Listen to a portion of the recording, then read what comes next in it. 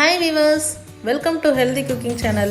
வீடியோக்குள்ள போறதுக்கு முன்னாடி இதுவரைக்கும் Healthy Cooking Channel subscribe பண்ணாதவங்க மறக்காம subscribe பண்ணிக்கோங்க. பக்கத்துல இருக்கக்கூடிய bell icon-ஐ click பண்ணிக்கோங்க. Hi friends, இன்னைக்கு நம்ம வீடியோல புடலங்காய் பொரியல் எப்படி செய்யலாம்னு பார்க்கலாங்க. இது யூசுவலா செய்யற பொரியல் மாதிரி கிடையாது. கொஞ்சம் வேரியேஷன் இருக்கும். வாங்க எப்படி செய்யலாம்னு பார்க்கலாம். ஃபர்ஸ்ட் ஒரு கடாயில 2 டேபிள்ஸ்பூன் அளவுக்கு செக்கில் ஆட்டின கடலெண்ணெய் சேர்த்துருக்கேன். எண்ணெய் சூடானதும் கடுகு வெடித்ததுக்கு அப்புறமா 1 டேபிள்ஸ்பூன் அளவுக்கு கடலைப்பருப்பை போட்டு செவக்க வறுத்துக்கணும். அடுத்ததாக 2 காய்ந்த மிளகாய், கொஞ்சமாக கருவேப்பிலை.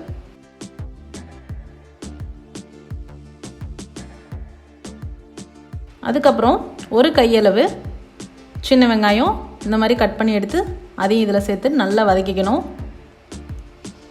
வெங்காயம் கொஞ்சம் வதங்கினதுக்கப்புறமா நறுக்கி வச்சுருக்கக்கூடிய புடலங்காயை சேர்த்துக்கலாம். நான் இன்றைக்கி 3 மீடியம் சைஸ் புடலங்காய் சேர்த்துருக்கேன்.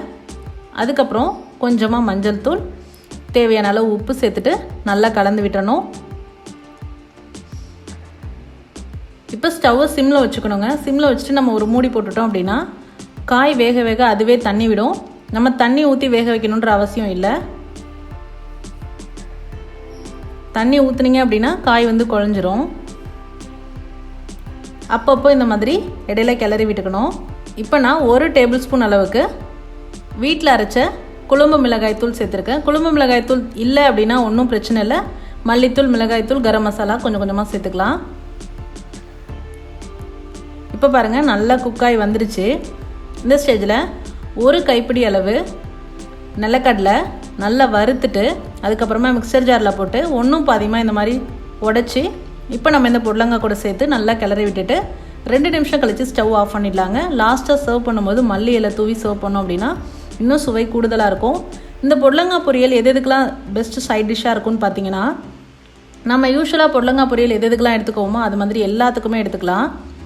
இது வந்து சாதத்தில் நீங்கள் பிசைஞ்சு சாப்பிட்டீங்க அப்படின்னா இன்னும் உங்களுக்கு சுவை கூடுதலாக இருக்கும்.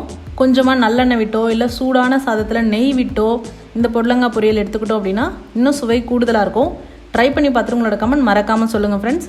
இது போன்ற ஹெல்தி ரெசிபீஸ்க்கு மறக்காமல் ஹெல்தி குக்கிங் சேனலை சப்ஸ்கிரைப் பண்ணுங்கள். இந்த வீடியோ உங்களுக்கு பிடிச்சிருந்தா லைக் பண்ணுங்கள், ஷேர் பண்ணுங்கள், கமெண்ட் பண்ணுங்கள். தேங்க்ஸ் ஃபார் வாட்சிங் ஃப்ரெண்ட்ஸ்.